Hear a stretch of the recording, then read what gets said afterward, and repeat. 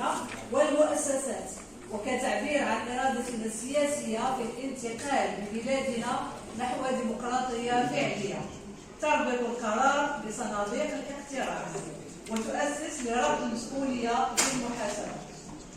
المحور الأول يتعلق بتصفية الأجواء السياسية كمدخل إلزامي لاستعادة الثقة. نؤكد في فيدرالية اليسار الديمقراطي أن أي إصلاح تقني للمنظومة الانتخابية سيبقى عديم الجدوى ما لم يسبقه مناخ سياسي سليم ومحفز على المشاركة، وعليه فإننا نضع تصفية الأجواء السياسية والحقوقية كشرط أولي ومسبق. نقاط الندوة راه فيها أولا قدمنا شنو هي ما هي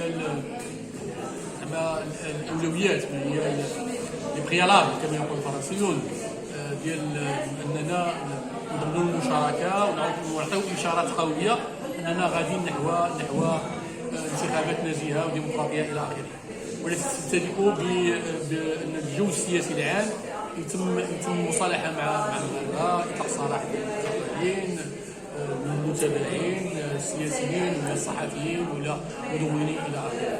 كذلك عندها علاقة بقضايا أخرى متعلقة بالحياة ديال المغاربة، بالقوت اليومي ديال الغربة، بالقوت الشرائية إلى آخره. مجموعة ديال مجموعة ديال الاقتراحات على هذا المستوى.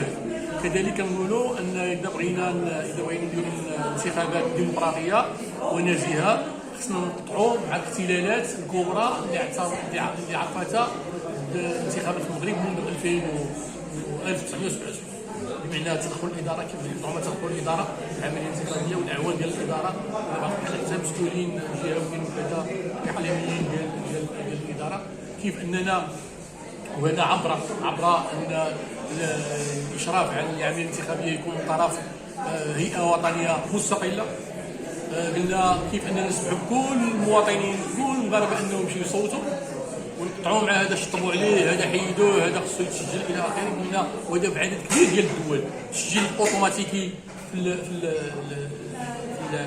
اللوائح الانتخابيه عبر البطاقه الوطنيه، وقدمنا فيها اقتراح اللي هو متكامل.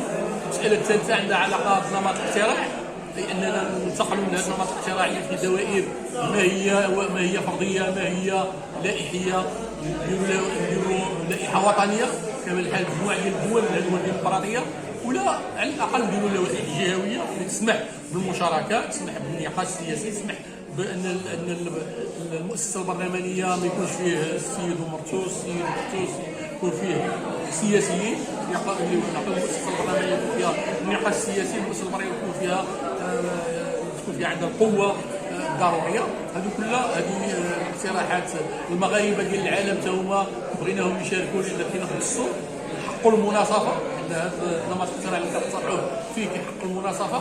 اذا هذه كلها اقتراحات اخرى اللي فيها تحمل المسؤوليه الحزب السياسيه باختيار ديال المرشحين تاعها، لا معنى ان الحزب السياسي كرشح واحد فاسد واحد ما يمشيش وهذاك السيد ممكن يعتقل ويتابع الى اخره والحزب السياسي لا يساعد. كيف اننا نساعدهم وعندنا اقتراحات في المساله هذه. كذلك عندنا اقتراحات فيما يخص ما يمكنش واحد يكون رئيس جماعه برلماني يخلي الجماعه نتاعو ديال البرلمان لا يفيد في البرلمان لا يفيد في الجماعه نتاعو. بمعنى عندنا مجموعه ديال الاقتراحات هي بيناتكم تشوفوها. الاساسي في هذا كامل هو تخليق العمليه الانتخابيه واعطاء اشارات قويه للمجتمع والمغاربه وشبابهم باش يكونوا نسائهم والجميع بالمشاركه، والبناء المغربي اللي بغيناه يكون مغرب ديمقراطي، مغرب قوي قادر على مواجهه كل التحديات، منها تحديات خارجيه وتحديات داخليه. شكرا سعادة الرئيس، شكرا تبارك الله. لا تنسوا زر الإعجاب والاشتراك بجريدة كاسبريس، فضلا وليس أمرا.